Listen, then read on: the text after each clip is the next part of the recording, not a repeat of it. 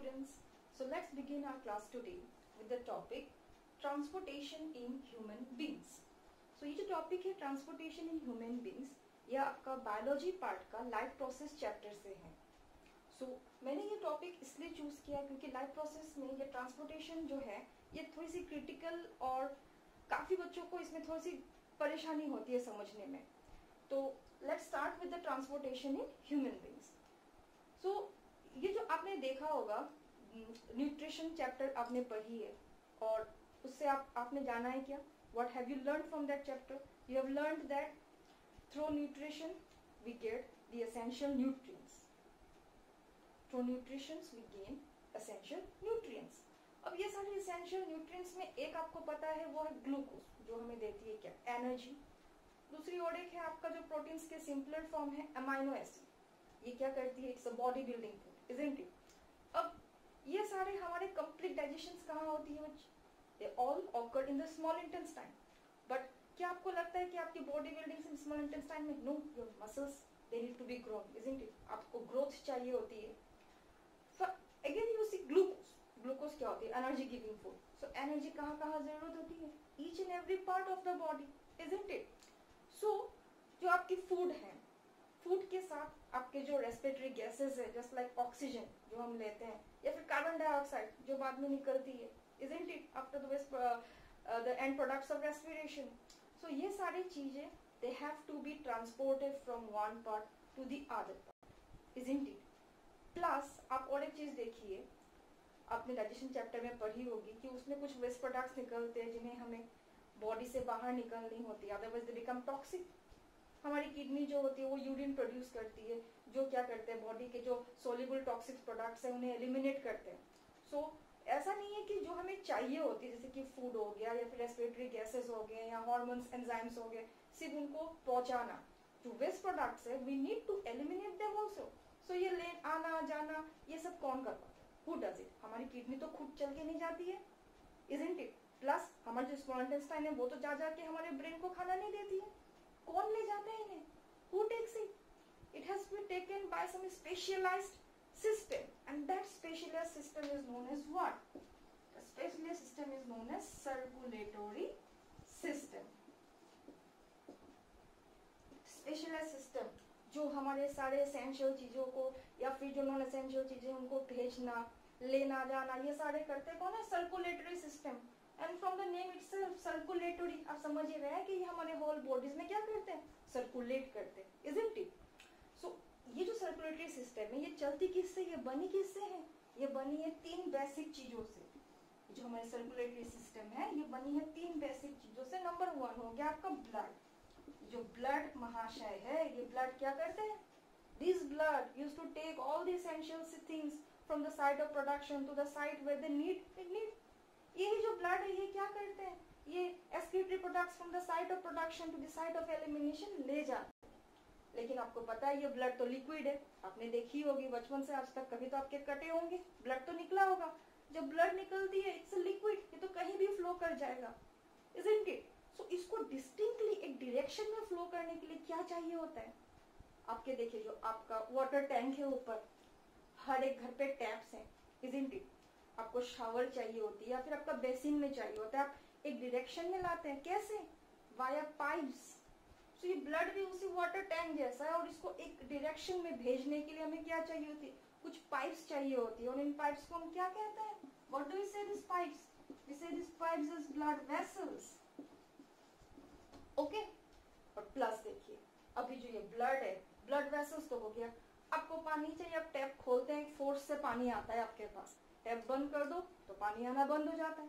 अब ये ब्लड महाशय जो है इनको भी भेजने के लिए एक फोर्स चाहिए होता है सारे बॉडीज में. It need a force through which it can be spread to whole body.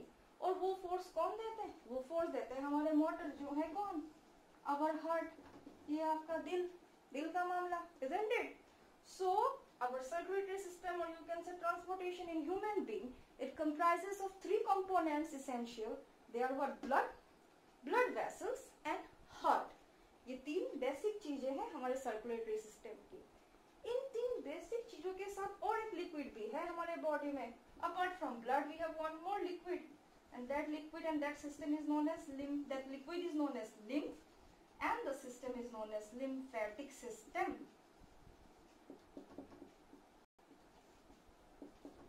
और इस महाशय ये जो हमारे लिम्फेटिक सिस्टम है इनके बारे में हम थोड़ा बाद में डिस्कस करेंगे. ओके स्टूडेंट्स, पहले हम डिस्कस करेंगे जो 3 एसेंशियल थिंग्स है, blood, blood vessels and heart.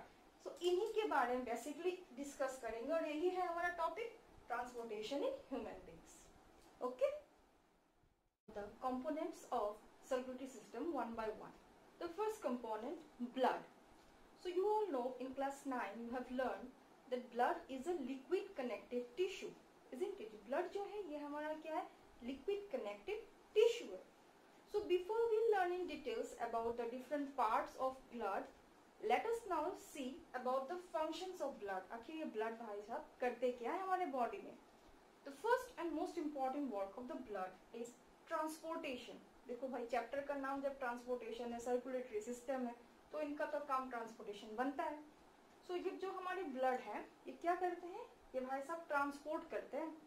क्या क्या चीजें ट्रांसपोर्ट करते हैं ये क्या क्या चीजें ट्रांसपोर्ट करती है. Number 1 you see food. कौन सा वाला खाना, रिमेम्बर जो खाना डायरेक्ट खाया आपने वो ट्रांसपोर्ट नहीं होता है. कौन सा वाला खाना ट्रांसपोर्ट होता है, digestive food. After digestion in small intestine पे कंप्लीट डाइजेशन हो जाती है, तब जो डाइजेस्टेड फूड है उन डाइजेस्टेड फूड को from the site of production to each and every cell पहुंचाना किनका काम है, ब्लड का. सो डाइजेस्टेड फूड ट्रांसपोर्ट करते हैं. फिर ये क्या ट्रांसपोर्ट करते हैं, रेस्पिरेटरी गैसेस. एक तो भाई जो हम लेते हैं ऑक्सीजन, दूसरा जो रेस्पिरेशन के एंड पे एज ए बाय प्रोडक्ट निकलती है कार्बन डाइऑक्साइड. सो ये रेस्पिरेटरी गैसेस को बॉडी के अंदर लेना, बॉडी से बाहर तक पहुंचाना किनका काम है, ब्लड का. अब देखिए बाहर पहुंचाना और अंदर लेने के लिए ऑर्गन्स तो है, लेकिन from the site of production to the site of elimination या फिर from the site of production to जहां जहां जाना चाहिए वो लेना किनका काम है, ब्लड का. Number 1 what we have learn, transportation of digested food. Number 2 transportation of respiratory gases. Apart from this another transportation is what, hormones and enzymes. क्या ये ट्रांसपोर्ट करते हैं, आपको पता है हार्मोन्स वी विल लर्न, इसका और एक चैप्टर है हमारे पास, कंट्रोल एंड कोऑर्डिनेशन. वहां हम हार्मोन्स एंड एंजाइम्स के बारे में डिटेल्स में पढ़ेंगे. But in short let me tell you, जो हार्मोन है ये केमिकल मैसेंजर है. और ये जो मैसेंजर, जो आप सब मैसेंजर तो यूज करते हैं, आपको पता है मैसेज कैरी करना कि भाई तुम ये करो वो करो, ये होता है हार्मोन्स का काम. एंजाइम्स जो है ये बायो कैटलिस्ट का काम करते हैं. ठीक है, हमारे बॉडी में जितने रिएक्शंस होते हैं उन्हें एनहांस करना या फिर उनका रेट बढ़ाना का एंजाइम्स का काम होता है. या फिर कुछ हजम जैसे डाइजेस्टिव एंजाइम्स का क्या काम था, डाइजेशन में हेल्प करना, तो ये हो गया एंजाइम भाजन.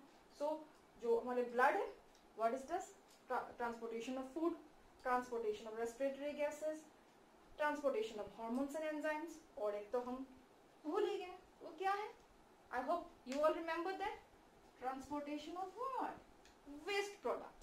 जो हमारी वेस्ट प्रोडक्ट्स है उन्हें भी from the site of production to the site of elimination ले जाना किनका काम है, it is the work of blood. So this is the first work of blood, that is transportation. Second, after transportation and a very important work, अभी देखो ये कोविड-19 जो चल रहा है ये इनका काम बहुत खास है. इसमें क्या है, प्रोटेक्शन अगेंस्ट डिजीजेस. आप लोग न्यूज तो देख रहे होंगे, you all are very updated. Antibodies, immune system काफी सुन रहे हैं आप कि जिनकी इम्यूनिटी अच्छी है फिर इम्यूनिटी बूस्टर लीजिए, it will help you to fight against this कोविड-19. सो ये जो डिजीज से या फिर जो जर्म से फाइट करने की कैपेसिटी हमारे बॉडी में आती है, ये कहाँ से आती है, ये ब्लड से आती है. One of the component that we present in the blood is WBC, what we say them as white blood cell और व्हाइट ब्लड कॉर्पस्कल्स. जो WBC है ये आर्मी बनाती है हमारे बॉडी के अंदर. सो ये आर्मी क्या करती है, डिजीज एंड जर्म से उनसे फाइट करती है. Third one, very very important one, another one also, that is regulation of body temperature. तीनों के तीनों काम इस सभी के सभी बॉडी के लिए इंपॉर्टेंट है. तो ये रेगुलेशन ऑफ बॉडी टेम्परेचर मतलब क्या, आप में से किन जो शायद इन दिनों में कभी अगर किसी इमरजेंसी के लिए आना जाना करना पड़ा, थर्मल स्कैनिंग शायद आपने सुनी होगी, you might have experience yourself, या फिर टीवी में देखा होगा, जो बॉडी के जो थर्मल स्कैनिंग करते हैं, बॉडी टेम्परेचर को नापते हैं. अगर 40 डिग्री से ज्यादा हुआ they ask for quarantine, isn't it. मतलब क्या है, our human body have a constant body temperature which is near about 37 degree Celsius. चाहे वो आपकी हो या मेरी हो, हम जितने भी ह्यूमन बींग्स हैं, हमारा जो नॉर्मल बॉडी टेम्परेचर है इस अराउंड 37 डिग्री सेल्सियस। इससे थोड़ा बढ़ जाए या घट जाए तो जनरली क्या होती है, it becomes little bit abnormal. And generally बुखार वुखार में क्या होता है, बढ़ जाती है। आपने कभी सुना भी होगा, मम्मी मेरे को तो 100 डिग्री सेल्सियस बुखार हो गई है, काफ़ी बार आपने कहा भी होगा शायद। सो जो हमारी बॉडी टेम्परेचर रेगुलेट करना होता है ये हमारी ब्लड करती है। और ये ब्लड के जो एक वेसल्स है, कैपिलरीज, जो हमारे स्किन के काफ़ी करीब रहती है। सो ये जो ब्लड कैपिलरीज है, ये ब्लड कैपिलरीज क्या करते हैं, हमारे बॉडी टेम्परेचर को रेगुलेट करने में काफ़ी मददगार साबित होती है। ओके मतलब मददगार यही करती है वो काम, capillaries. Okay, now you see, let me give you small tips here student. This question that would have come in the exam, they write the functions of blood, और ये क्वेश्चन सेवा या सीबीएसई में आगे किसी बोर्ड में 5 marks का। अब मैंने आपको समझाया तो 3 पॉइंट है, ट्रांसपोर्टेशन एक हो गया, प्रोटेक्शन एनर्जीज हो गया, रेगुलेशन ऑफ बॉडी टेम्परेचर हो गया, और 3 पॉइंट्स लिखोगे 5 मार्क्स के लिए। So here you can apply small tricks. आप क्या कर सकते हो, देखो ट्रांसपोर्टेशन में मैंने सेगमेंट कर दिया, एक दिया डाइजेस्टेड फूड, दूसरा दिया ट्रांसपोर्टेशन ऑफ रेस्पिरेटरी गैसेस, तीसरा दिया हार्मोन्स एंड एंजाइम्स, चौथा दिया वेस्ट प्रोडक्ट्स। मैंने इसीलिए इन सबको मार्किंग अलग से किया। From this also you can make the points that blood help in transportation of digested food, point number 1. Blood help in transportation of respiratory gases, point number 2. Blood helps in carrying the hormones and enzymes site of production to the site of requirement. Like this you can make it multiple points. Understood? So 5 marks का है, 3 marks का, you can make it short बनाना है तो ये short हो गया, lengthy करना तो इन्हीं पॉइंट्स को एक्सप्लेन कर दो, एक एक लाइन 2-2 लाइन हो गई आपकी लेंथी। सो हुई ना ये काम की बात। Okay okay, so now let's start with the components of blood. इससे पहले हमने फंक्शंस ऑफ ब्लड जानी है। Now let us come to the different parts of the blood, what our blood comprises of. So basically our blood comprises of these main 4 parts. These are what? Number 1, plasma. Number 2, RBC, full form is red blood cell, or you may say red blood corpuscles. WBC, white blood cells, or you may say white blood corpuscles. And platelets. The 4 main parts of the blood are plasma, RBC, WBC and platelets.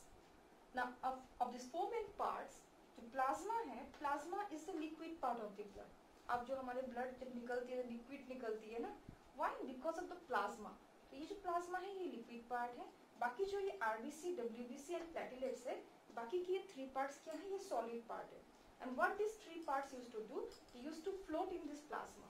तो जब हमारी खून निकलती है, जो आप देखते हो रेड कलर लिक्विड जो आप देखते हो, आई एम सॉरी, वो लिक्विड जो है वो प्लाज्मा है। और इसी प्लाज्मा में आरबीसी, डब्ल्यूबीसी और प्लेटलेट्स तैरते रहते हैं। अब क्योंकि ये सेल्स है इसलिए you can't see with the naked eye, but when you observe through a microscope, then yeah, you can surely see RBC, WBC and platelets. Okay, but you can't see through a naked eye because these are cells and they are very minute. Now here one more fact let me tell you. In our blood, in one single drop of blood, there are about 5 million RBC. जो हमारी खून की एक बूंद होती है उसमें क्या होती है, करीब करीब 5 मिलियन RBC होते हैं। इसका मतलब क्या है, हमारे ब्लड में आरबीसी बाकी सबसे ज्यादा रहती है। और क्योंकि ये आरबीसी रेड ब्लड सेल्स है, इनकी कलर रेड है, that's why the colour of our blood is what, red. Now another thing, ये आरबीसी जो है रेड कलर क्यों होती है, why it is red in colour, because इस आरबीसी में एक आयरन पिगमेंट होती है जो रेड कलर की होती है। आपको पता है iron generally reddish brown colour की होती है, तो आरबीसी में भी एक आयरन पिगमेंट होती है और उस आयरन पिगमेंट का नाम है हेमोग्लोबिन। उस आयरन पिगमेंट का नाम है haemoglobin. And due to the presence of this iron pigment in the blood, in the red blood cell, it is red in color. And as I have told you, in our blood the highest amount of cells is what, RBC. Okay, another thing, you see this plasma, it is liquid part, and in this plasma about 90% of the plasma constitute of water. Plasma में 90% क्या होती है, पानी होती है। and the remaining 10%, what does it contain? The remaining 10%, it contains some dissolved substances like your protein, digested foods, enzymes, waste products, hormones etcetera etcetera. तो ये plasma में 90% पानी होती है, and this is why it is fluid, एंड इसी fluidity के लिए ये it can flow from one side to another. Next come to RBC. RBC के बारे में थोड़ा सा मैंने आपको पहले दो बातें बताई है। नंबर 1 कि ब्लड में आरबीसी की कंटेंट सबसे ज्यादा होती है। Number 2 the RBC is red in colour, why? Because RBC में एक आयरन पिगमेंट होती है हेमोग्लोबिन। अभी इसी हेमोग्लोबिन से इसकी खासियत और बढ़ जाती है। क्या इसकी खासियत बढ़ जाती है कि ये जो हेमोग्लोबिन है इसका ऑक्सीजन के साथ रिएक्ट होने का एफिनिटी बहुत बहुत ज्यादा होती है। That means when we inhale the oxygen, जैसे मैंने आपको बताया कि ये जो आपकी ब्लड होती है ये ऑक्सीजन को कैरी करके ले जाती है एक पार्ट से अदर पार्ट। अब आपको पता है रेस्पिरेशन में ग्लूकोज के साथ ऑक्सीजन को रिएक्ट करके ऑक्सीडाइज्ड होना पड़ता है, तब जाके एनर्जी प्रोड्यूस्ड होती है। अब ये जो ऑक्सीजन है इसकी एफिनिटी ब्लड में डायरेक्टली अगर आप डिजोल्व होने की बात करो तो काफी कम होती है कंपेयर टू कार्बन डाइऑक्साइड। अब इसको खींचने के लिए किसकी मदद चाहिए होती है? इसको चाहिए थे हेमोग्लोबिन। हेमोग्लोबिन जब ऑक्सीजन से रिएक्ट करती है तो ये ऑक्सी हेमोग्लोबिन फॉर्म करती है, और यही कंपाउंड बाद में जाके सेल के पास जाके फिर से टूट जाती है। आफ्टर टूट जाने के बाद हेमोग्लोबिन वापस ब्लड में, ऑक्सीजन जाती है सेल के पास। सो इससे बनता है आरबीसी का काम क्या है? To carry oxygen with the help of the iron pigment called haemoglobin. One more thing let me tell you, ये जो हमारी आरबीसी है इस जनाब की जो आयु सीमा है वो बहुत बहुत कम है, करीब करीब 4 मंथ्स। आफ्टर एवरी 4 मंथ्स जो हमारी आरबीसी है वो मर जाती है। अब मर जाती है तो पुनर्जीवन कहाँ से मिलता है इसको? कौन आके हमें ब्लड देती है after every 4 month? Don't worry, our body has itself the repairing system. हमारे बॉडी में बोन मैरो होती है, जो बोन मैरो है उसमें एक सेल होता है, इसका नाम है स्टेम सेल। तो bone marrow is cell called stem cell, और ये स्टेम सेल हमारे जो ब्लड सेल्स है इन्हें प्रोड्यूस करती है। So that's why it is said that रक्तदान जीवन दान। You can donate the blood, no need to worry कि जितनी जल्दी ये मरती है उससे भी 4 गुना स्पीड में क्या करती है हमारी बोन मैरो आरबीसी प्रोड्यूस करती रहती है। So donating blood is very noble thing because as you know in medical emergencies blood की कितनी जरूरत होती है। So आप you can donate the blood and you can save someone's life because आपके बॉडी के पास वो नेचुरल टेंडेंसी है कि ये खुद से बना सके। Okay, So these are the information about RBC. Next हम आते हैं WBC के पास, जो है व्हाइट ब्लड सेल, या फिर हम कह सकते हैं हमारे बॉडीज के आर्मी। WBC क्या करती है? एक स्पेशल प्रोटीन बनाती है हमारे बॉडी के अंदर, और उस स्पेशल प्रोटीन का नाम है एंटीबॉडीज। एंटीबॉडीज इसलिए कहा गया जो बाहर के जो जर्म्स है या फिर जो डस्ट है जो हमारे बॉडी के लिए हानिकारक है उन्हें कहते हैं antigens.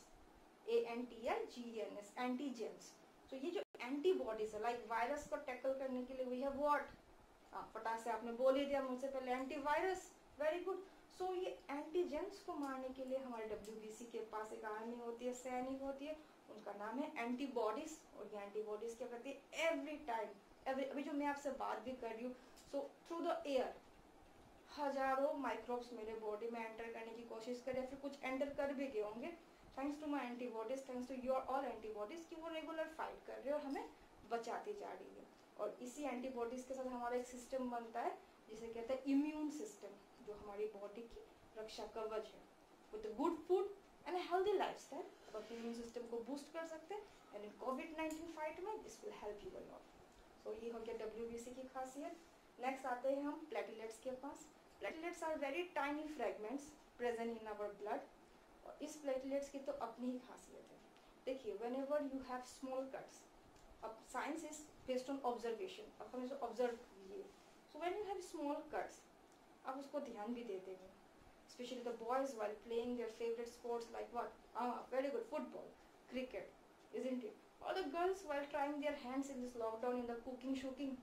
So many times you have small cuts, isn't it? जो आप ध्यान देते भी नहीं हो। Why ध्यान देते नहीं हो? क्यों? भाई ब्लड तो फ्लो के निकल रहा है। Why? Because within a time, you know, within an hour, within a minute, depend upon the cut, क्या होगा? ये अपने आप हील हो जाएगा। You see, it becomes dried up और आप सूख जाती है, isn't it? Thanks to platelets भाई साहब कि ये उसका ध्यान रखते हैं ताकि हमारे बॉडी से ब्लड फ्लो होके सारा ब्लड एट ए टाइम निकल ना जाए। What is platelets used to do whenever there is a cut? It used to form a meshy network. It used to form a meshy network around the cut, और वो mashing network जो हमारे ये RBC भाई साहब है, WBC भाई साहब है, इनको निकलने नहीं देते, and as a result the blood used to clot. So platelets, what is this? It's help in coagulation of blood, blood clotting में ये help करते हैं. Otherwise from small cut also you could have a huge blood loss. So again I'm repeating some terms. Plasma जो होती है वो liquid form में होती है, वो ट्रांसपोर्टेशन में हेल्प करती है. आरबीसी जो है हेमोग्लोबिन है इनके पास जो ऑक्सीजन कैरी करते हैं. WBC fight against the body by producing antibodies. Platelets जो होते हैं वो ब्लड क्लॉट करते हैं. One more information let me give you. RBC जो होता है, आरबीसी के पास जनरली जो हमारे मैमेलियंस आरबीसीज है ना, इनमें न्यूक्लियस नहीं होती है, और ये न्यूक्लियर नहीं होने के कारण क्या होता है, they have a shorter life span. And generally our RBC, the shape of our RBC is what, circular shape. In some genetic diseases like sickle cell anaemia, आपको मिलेगा बाद में चैप्टर में, जो शेप है वो डेट्रोइड हो जाती है. प्लाज्मा का शेप बताना है? यस यस कहने वाले तो बड़े गलत हो, because plasma is liquid, liquid doesn't have its own shape, isn't it? काफी बच्चों ने ऑलरेडी आंसर शायद दे भी दी होगी. नाउ डब्ल्यूबीसी कुछ circular and some are irregular in shape, but WBC के पास तो अपना न्यूक्लियस होता है. Platelets are small, they're tiny fragments, वो भी करीब करीब सर्कुलर शेप में ही आते हैं. Okay, so these are the 4 components of blood vessels. So before we start discussing the blood vessels, let me tell you roughly something about heart, because before knowing about heart you won't be able to understand the connections of the blood vessels. So what we have told you, blood vessels, what are they? Blood vessels hai kya? Blood vessels are the tubes or the pipes through which the blood flows. As I have told you already that blood जो है वो liquid है, उसको एक direction चाहिए होता है जाने जाने के लिए, और उस डायरेक्शन को पाने के लिए, उस डायरेक्शन जो डायरेक्शन से जिस हम जाना चाहिए, उस डायरेक्शन को पाने के लिए ब्लड क्या करती है, कुछ पाइप्स की मदद लेती है, और उन्हीं पाइप्स या उन्हीं ट्यूब्स को हम क्या कहते हैं, we tell them as blood vessels. Okay, so before we discuss about the types of blood vessels, a rough diagram और a rough illustration of heart you have to know. Okay, so here I have drawn roughly the heart. Basically जो human heart होता है उसे 4 chambers या 4 compartment में divide किया जाता है. Okay, as you can see this red mark is there. The upper half, जो upper half है उन्हें हम कहते हैं auricle, जो lower half है उसे हम कहते हैं ventricle. Okay, so इसके 4 sections होते हैं. फर्स्ट ऑफ ऑल अगर आप मिडिल सेक्शन से काटो तो उसका जो अपर हाफ होता है, हॉरिजॉन्टली अगर आप इसको काटो तो अपर हाफ को कहा जाता है ऑरिकल एंड लोअर हाफ को कहा जाता है वेंट्रिकल. ओके, फिर इसका और एक सेक्शन आता है जो होता है लेफ्ट राइट डिवाइड करते हैं. ओके, तो आपको जो लेफ्ट है, लेफ्ट वाला होता है left side of the heart और ये होता है right side of the heart. So इस तरह से हॉरिजॉन्टली इसको डिवाइड करके, वर्टिकली डिवाइड करके हमारे हार्ट के 4 कंपार्टमेंट होते हैं. ठीक है, अपर हाफ जैसे I have told you soon as auricle और एट्रियम. सो लेफ्ट वाला पार्ट में क्या होता है, लेफ्ट ऑरिकल, राइट वाले पार्ट में राइट ऑरिकल, लेफ्ट वाला पार्ट में लोअर हाफ में लेफ्ट वेंट्रिकल और राइट वाला पार्ट के लोअर हाफ में होता है right ventricle. Okay, so after knowing the remaining part will continue on the next video. Auricle, ventricle, left, right. Now we'll discuss about blood vessels. So basically, as I have told you earlier only, that blood vessels are of 2 types. अगर हम blood vessels की categorize करेंगे तो blood vessels 3 तरह के होते हैं.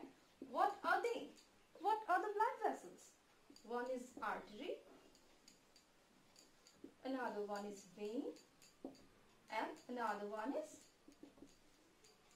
capillaries. So जो blood vessels होते हैं वो क्या क्या होते हैं, artery, vein and capillaries. Okay, so now you see we have to discuss what are the work of them. Vessels का काम होता है blood को ले जाना, isn't it? But again human body is a multicellular organism और ये काफी complex होती है.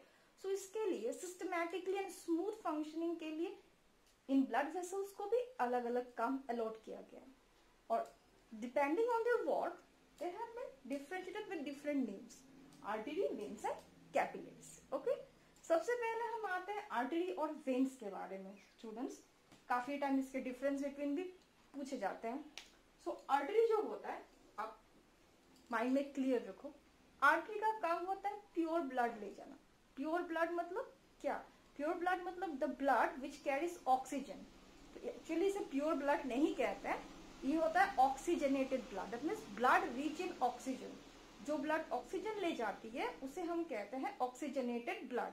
सो आर्टरी का काम क्या होता है? बेसिकली आर्टरी का काम होता है कि ये हमेशा ऑक्सीजनेटेड ब्लड ले जाती है। और जो वेन्स होते हैं, वेन्स का काम क्या होता है? वेन्स का काम होता है डीऑक्सीजनेटेड ब्लड ले जाना। एंड डीऑक्सीजनेटेड ब्लड मतलब इस ब्लड में क्या नहीं होती है? इस ब्लड में ऑक्सीजन नहीं होती है, बट यस इस ब्लड में होती है क्या?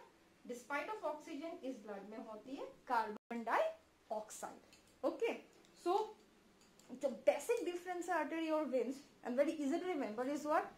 The arteries carry oxygenated blood, the blood rich in oxygen, and veins carry deoxygenated blood. That means the blood which doesn't have oxygen but it has carbon dioxide in it.